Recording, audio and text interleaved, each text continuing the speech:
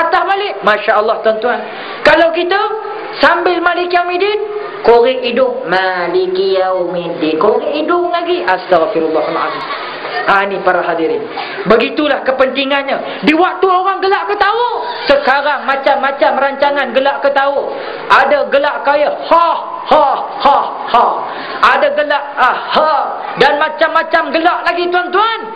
Para penanggung Al-Quran, penyimpan ayat-ayat Al-Quran, para hafiz Quran, mereka di saat mereka sana bergelak ketawa, mereka menangisi ancaman-ancaman Allah terhadap mereka yang lalai daripada perintah Allah Subhanahu wa taala. Para hadirin, ma'asyarul muslimin muslimat rahimakumullah. Sebab itu kalau kita tengok dalam Quran ni tuan-tuan, banyaklah tuan-tuan nak disentuh, tapi tak habis tuan-tuan. Antara yang kita nak sentuh, kita tengok aspek irama Al-Quran ni tuan-tuan. Sebab itu antara titik tolak utama kalau kita nak dedahi anak-anak kita supaya mereka berminat dengan Quran, belilah tip-tip, belilah kaset-kaset yang ada unsur-unsur bacaan-bacaan yang cukup baik ini. Selalu pasang di rumah, selalu pasang di kereta tuan-tuan bapa rahimakumullah. Kalau ada VCD, sekarang ni ada CD lagi, boleh pasang di rumah masing-masing. Ada pakai CD kereta sekarang, pasang di CD rumah, di dalam kereta masing-masing.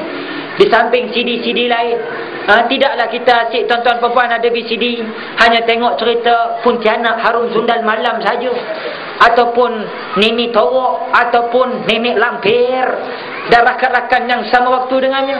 Kadang-kadang manusia lebih kenal hantu daripada kenal Al-Quranul Karim. Para hadirin ma'asyarul muslimin muslimat rahimakumullah, tidak ramai ulama yang menulis tentang irama Al-Quran, dan di antara mereka tidak memasukkan irama Al-Quran sebagai mukjizat, kerana mukjizat yang asal dan sebenarnya ialah tentang makna Al-Quran itu sendiri. Walau bagaimanapun, terdapat sebahagian ulama mutaakhirin memasukkan irama Al-Quran sebagai mukjizat yang dipanggil ijazul Quran al-musiqa. Mari kita lihat bagaimana di dalam mushaf Al-Quran yang ada di rumah kita masing-masing. Bila kita melihat bacaan Al-Fatihah, bila kita melihat bacaan dalam surah Al-Mu'minun, bila kita melihat dalam bacaan surah An-Naba, bila kita melihat bacaan dalam surah Al-A'la, bila kita melihat bacaan dalam surah Al-Ghashiyah, yang mana para hadirin, kalau kita perhatikan betul-betul, surah Al-Fatihah diakhiri dengan ya dan nun. Kalau kita tengok surah Al-Fatihah ni tuan-tuan, dia punya alunan tu tak dapat ditiru oleh siapa-siapa. Ini dipanggil mukjizatul kubra. Tambahan pula kalau orang yang menyampaikan tu pula orang yang ada seni bacaan taranum Al-Quran. Tuan Syekh kita ramai para pakar taranum depan saya tahu tuan-tuan.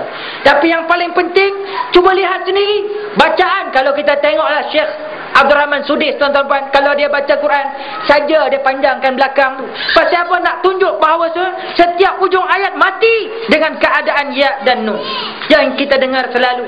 Bismillahirrahmanirrahim, Alhamdulillahi Rabbil Alamin, Ar-Rahmanirrahim, Maliki Yawmiddin, Iyyaka na'budu wa iyyaka nasta'in, Ihdinas siratal mustaqim, siratal ladzina an'amta 'alaihim, ghairil maghdubi 'alaihim waladdallin. Ujung ayat tu teman cantik, alunan dia sama je tuan-tuan. Sebab itu para hadirin, kita melihat dalam surah Al-Mu'minun, bagaimana dalam surah Al-Mu'minun pula diakhiri dengan waw dan nun. Kalau tadi Al-Fatihah ya dan nun, kalau dalam surah Al-Mu'minun antara huruf waw dan nun yang disebut Bismillahirrahmanirrahim, Qad aflahal mu'minun alladhina hum fi salatihim khashi'un walladhina hum 'anil lagwi mu'ridun walladhina hum lizzakati tifa'ilun walladzina hum li furujihim hafizun ila akhir ayat. Tuan-tuan, panjang ayat ni, tapi yang paling penting di setiap ujung surah Al-Mu'minun diakhiri waw dan nun. Begitu juga dalam surah An-Naba, di hujung ayat ada bunyi alif yang berbunyi dengan bacaan bunyian Fatahah yang disebut para hadirin. A'udzubillahi samil alim minasyaitonir rajim pada ayat yang ke-6.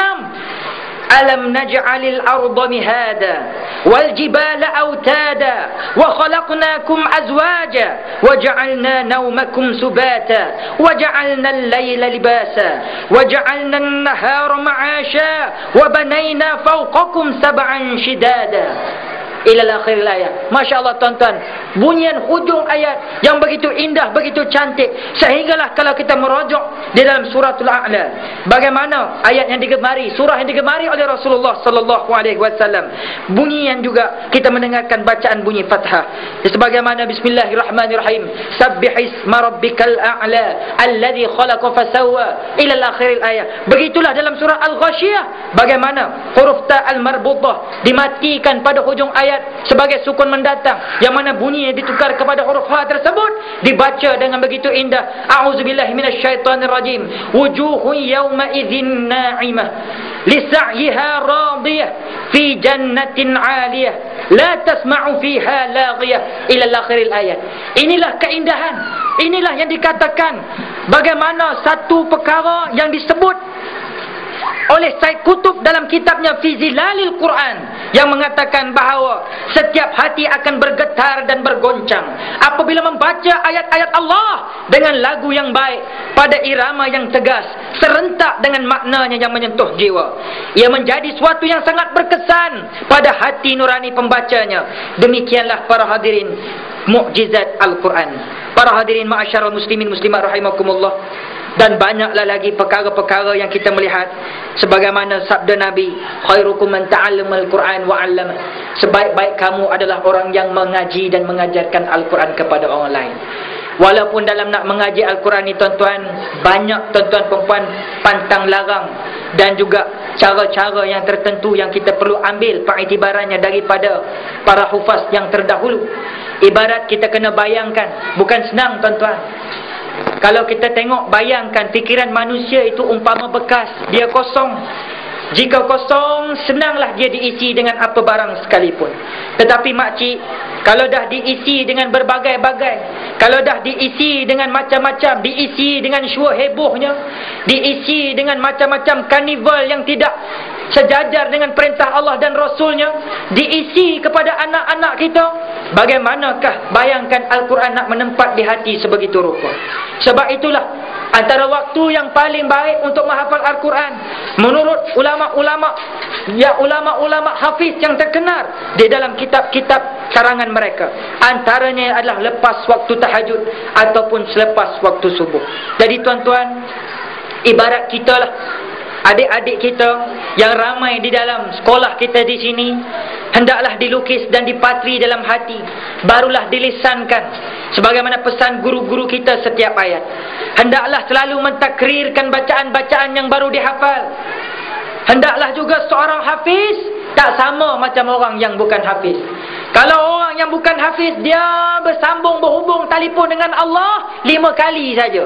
Tapi para hafiz Quran ni tuan-tuan, dia berhubung langsung dengan Allah adalah lebih daripada orang lain, iaitu bukan 5 kali tetapi 6 kali. Kerana apa? 5 kali untuk solat yang wajib, tetapi tambahan sekali lagi, 1 kali untuk menyukupkan 6, iaitulah waktu untuk mentakrirkan hafalan-hafalan mereka. Sebab dalam Al-Quran ni makcik-pakcik, kadang-kadang kita boleh baca, tapi bila bawa dalam hafazan payah tuan-tuan. Berapa ramai orang nak baca Quran tapi dapat pangkal ujung lupa, dapat ujung pangkal lupa. Kadang-kadang surah Al-Kafirun cukup. Bismillahirrahmanirrahim. Qul ya ayyuhal kafirun la a'budu ma ta'budun wa la antum 'abidun ma a'bud wa la ana 'abidun ma 'abadtum wa la antum 'abidun ma a'bud wa la ana 'abidun ma عبدتم ولا أنتم عابدون ما أعبد ولا أنا عابد ما عبدتم. Berpusing-pusing tuan-tuan. Ujung dapat, pangkal tak dapat, pangkal dapat, ujung pula terlepas. Bapak rahimahullah. Ini ialah akhir ayat. Kita nyatakan bahawa kepentingan menghafaz Al-Quran ibarat yang dikata belum lagi masuk pula hukum-hukum tajwid. Belum lagi dengan idghamnya macam-macam tuan-tuan nak belajar Quran ni.